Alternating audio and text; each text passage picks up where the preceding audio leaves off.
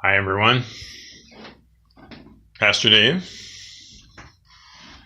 Today I'm going to talk about why, if you love Jesus, you should also love the idea of Medicare for all. Just from a straight compassion point of view, it should make sense. Because if you really are a Christian, you will have the values of non-judgment, meaning you'll leave whatever relationship somebody has with God or the divine or Jesus to themselves, and that you should not judge their interaction with Christ, unless, of course, they're doing something dangerous in society where they are harming people. So that's where you should be. You should be in that place of non-judgment, knowing full well that human beings are human beings, and we are, we don't really rise to the level of the values that we hope to embrace, but at least we should aspire to them. That's the minimum. We should aspire to certain values, and one of those values is non-judgment. And another value is forgiveness. And then, of course, another value is love. Within that contains a love of humanity, a real, genuine compassion for those that need, that those who are in trouble, where life is difficult, and you should be reaching out. Because you should want peace and love for everybody. I know that sounds terribly naive, but it's a value, it's a goal, it's an aspiration. It's something that you should make part of your thinking. Instead of being so afraid that government expansion means somehow the denial of your religious rights, is an idiotic leap that you should not be taking. And you're in taking that leap, that ridiculous assumption that more government control means less religious freedom for you, means that you're going to end up in a religious place of fear. And if you're in fear, you're not really being very spiritual. And you certainly aren't embracing the basic values of Christ. Now, I know that's an assumption, and you think Christianity should be more than just what I call the 4 steps, because not only are they 4 values, but they should be actually done in order, in that you should try to achieve a state of non-judgment, where you're not adding any kind of judgmental condemnation to other people who do not think like you or act like you. Now, we do have civil laws to protect us from people who try to physically harm us or take things or do things that are trying to harm my life. But when people live lives on their own accord, you should not be judgmental about how they live their lives. And because people are flawed and we oftentimes fall short, you should forgive not just everyone else, but yourself. Because if you're acting in a religious place of fear, then you're not acting as a Christian. You're not showing or sharing your compassion. You are living in fear. And that's not a very spiritual place for you to be. You can do better than that. You should do better than that. You should want to do better than that. So, that's why I make the assumption. I can tell that you're living in a state of religion and not a state of spirit, a state of fear instead of a state of love, because of your politics. And if your politics says no health care for anyone through the government, we do not want the government to provide any kind of health insurance so that everybody can have access to the supposed wonderful health care system in America. And that's just wrong. That's just not a Christian perspective. Your perspective comes from fear. Government control equals communism equals loss of religious freedom. all irrational, rooted in fear and hatred. If you really are a Christian, you can rise above your fear, you can show compassion, and you can recognize that the best solution for helping people in America make sure they have all the access to proper health care is through a single-payer system, what we would call like medicare-for-all, for everyone in America. It doesn't mean you're going to lose your religion because that happens. And stop being so afraid of spending your fair share of taxes, because the truth of the matter is you won't have to buy health insurance. You're paying through it through the government. And yes, I understand the argument that the government can be terribly inefficient, and that's why it has to be constantly watched. But it's far better than a motivation of profit only by the commercial or industrial health industry complex. That definitely is going to cost more. And it's already been proven. Many studies have shown that a single-payer option is even more efficient and covers everyone. Whereas our current system, which is constantly being ravaged by fear-based Republicans who refuse to either prop up Obamacare so that it does provide the necessary coverage, or to replace it with a Medicare-for-all system, which we are finally ready for. Enough people recognize this is the time. And if you're a Christian, you should be recognizing that this is the time. We need to do this. You should do it because you're a Christian, because you want everyone to be cared for, because you have that kind of agape compassion. You have that. And if you don't have it, and you're espousing this kind of religious perspective and justifying it through your sacred text that somehow you shouldn't provide, well, there's no rational reason why you would do that. No reason why you should oppose a single-payer healthcare system. You just shouldn't. If you really are a Christian, you should have this kind of human, kind, agape compassion, this love for humanity that would include taking care of people or making sure they can get the care they need. That's just simply the way it has to be. So failure to reach down and embrace the value of compassion through love, through recognition that if we're going to care for people, we should do it in the best possible way, then you should easily embrace the Medicare-for-all concept. And it would be completely consistent with your Christian values, because your current opposition to the Medicare-for-all concept is rooted in irrational fear and even hatred. There's just such a concern that you're going to lose your religion, that you're going to end up paying too much taxes for anything.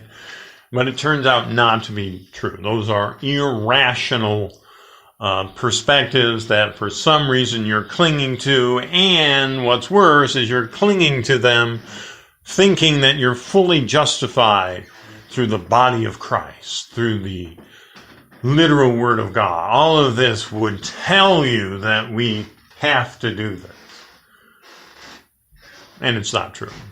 It's just not. And you're not being honest. You need to be better. You need to have greater self-reflection that if you really do have a spiritual connection to Christ, that you truly embrace that value of love, that wants you to be compassionate to the whole human race. I mean, you should want to. It should be such a natural transition for you. And it's such a simple thing. We would all, wherever we can, we would all be contributing to the healthcare system through, payroll deduction or something, just like the way Medicare is taken out. You can do the same thing and be more effective, more efficient. It would cost less. It would actually save money over the course of 10 years. Some studies show at least $2 trillion. That's just incredible. So please don't give me the money excuse, because that's pathetic. It's time to just recognize that, well, we have to be more efficient about how we try to cover people. And what's more important is that we should want to. Because your Christian value would say, yes, of course, this is what we want to do for everyone. And if you can't do that, then there's something seriously wrong. Something that really says your ignorance or your refusal to embrace that compassionate value of your Christ-like thinking means you don't have a good connection with Christ. So you need to really reflect on it. Well, gee, why don't I want Medicare for all? It should make sense to me that I should want to make sure that everybody's cared for. And then hopefully you come into the realization, well, I guess I don't want to because I don't want to pay all the taxes because it's going to cost me more. Well, studies have shown that that's not true. You're actually going to pay less because everybody will pay into it and it'll be run much more effectively, and it isn't going to be profit-based. It's going to make sure that we can take care of everyone smartly. I mean, it has to be done smartly. And yes, there does have to be oversight. And we have to make sure that we're not wasting money. Believe me, I understand your concern about government inefficiency. But compared to commercial health insurance, it's just no-brainer. They're constantly trying to find ways to maximize profit and minimize coverage. That should not be the goal of healthcare. So, face it, Christians, face it. If you really have a real spiritual connection with Christ, you would recognize that I'm not just rationalizing. This should make sense to you.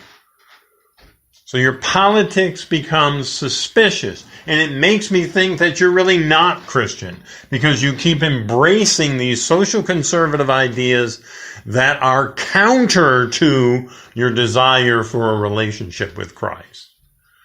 So stop the nonsense. Get in real. Get real with this. Get really close to Christ, and you really try to discern if what I'm saying is truthful and whether it is really a Christian perspective to have a Medicare for all idea where the government has to run it. We can't trust corporate America. They don't have the motivation to take care of everyone. Their motivation is profit. And because of that, they're not going to show any interest in taking care of anyone except themselves, except their bottom line. And that should be abundantly clear to you. And for you to just keep rallying behind corporate thinking, profit-based thinking, is not a Christian perspective. You need everyone to be able to have basic care in life. Everyone should be able to find a home. And if not, we should find ways to help people. Because you're a Christian, because you have compassion for humanity, and because you want to make sure that those in need get what they need. And yes, you have to show it with dignity and respect and all these other things. I know people don't like to be given handouts because they don't. It is embarrassing. And this is another reason. Medicare for all is for everyone, so it would not be a handout. It wouldn't be a special program for those that can't take care of themselves. No, this would be the program for everyone. So there would be no need to make people feel less because somehow they're getting this benefit and you're not. So that is just another reason. It's not only being compassionate, but it's showing the integrity and the decency that people need to feel like they belong to a society. So having the same healthcare system for everyone will make everyone feel better. Because you won't feel like you're just giving out handouts to people who can't take care of themselves, Although if you're a Christian, you shouldn't have that kind of judgmental attitude. So there shouldn't be any scoffing at the fact that some people struggle in this country. A lot of people struggle in this country. You should be more compassionate. But now you get both. People who get to have Medicare coverage through the government because it's the system for everyone don't have to feel like they're not pulling their own weight or something. So you can stop that kind of judgmental attitude and start embracing real compassionate care for everyone. I mean, ultimately everyone in the world, but right now it's just America. And I know I probably shouldn't have said that because as a conservative, you're going to just freak out. Oh, that means it's going to cost us forever. No. If we can find a way, we should. Because that should be your motivation as a Christian. And right now, it is really possible for a rich country like the United States to cover everyone, make sure everyone has access to Medicare and contributes whatever it is they can to this system. And it will help. And you won't pay more taxes, you'll pay less. It will cost you less than it would cost you to keep up your insurance program through commercial health insurance companies. So the economic argument is ridiculous. The Christian argument, where you're not, somehow the perverted argument that somehow we're not supposed to hand out, we want people to step up and take care of themselves. You know, God helps those that help themselves. Well, that argument is nonsense. Because in this case, where we can help everyone, we're helping ourselves and everyone else, and it's going to cost us less. There's just no more reason for us to act like, this is, being put out, that the government keeps wanting to spend more of your hard-earned tax dollars, which is no longer a legitimate argument. It's not true. The government can cover everybody, be more efficient, actually cost less, save money in the long run, and it should satisfy at least part of your compassionate relationship with Christ, that you are in fact in favor of showing compassion to everyone, and that this just makes good sense. So sticking to a social conservative agenda that, refuses, you live in such fear about the government that you're just making your relationship with Christ worse. It's worse. You throw away your values because of your social conservative ideas about government and government control and government somehow turning into this big brother concept and denying you your religious freedom. You got to let that go. You got to trust in Jesus. You got to trust in God. You got to trust in the values of compassion to realize, it's time. We really should be able to take care of everyone, because ultimately we want to take care of everyone. We want everyone to be cared for. I don't want you to feel like you have to take care of them. I want everyone to be cared for, and they should be part of a system where everyone can get what they need. In this case, healthcare. So stop with the fear baiting, stop with the hating, stop with the judgmental attitudes. Really, you look deep within you, find that spiritual connection to Christ, and you really genuinely ask yourself, is this really the best way we can show compassion to all Americans? That, especially those that are in need. And the answer, the answer should be yes, because that's why I can suspect, if your politics includes a position where you do not want people to have health care, because you think it's going to cost too much, or whatever justification you come up with, then I know that your claim that you have this close personal relationship with Christ is absolutely questionable. It is doubtful that you have such a connection. You're a Christian in name only. You really do not want what Jesus wanted you to value. And that's why you really got to reflect on this. So your politics is making me suspicious and making everyone suspicious that you're not really a Christian, that you really don't have Christian values.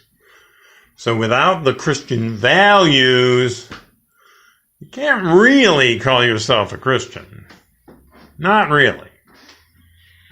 So make that connection, find the spiritual depth within you, make that connection to the divine, really start to discern what is truth in your world.